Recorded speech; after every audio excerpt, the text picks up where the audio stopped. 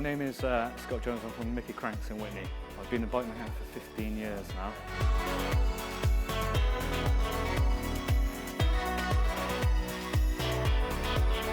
My name's Theo Tanner. I'm from Fleet in Hampshire.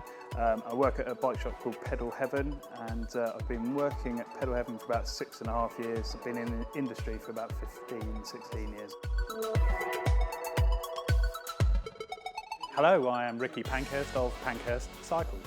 I have been a bike mechanic now for over 30 years.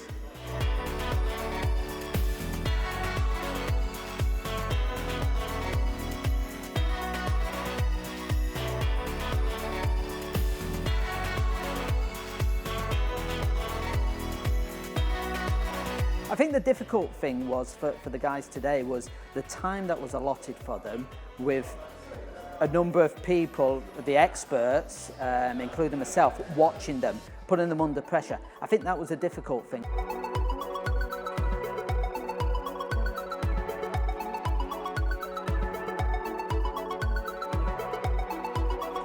Favourite job is wheel building. It's a bit of an art, and there are a lot of variables involved, so it's always good when it comes out absolutely precisely spot on.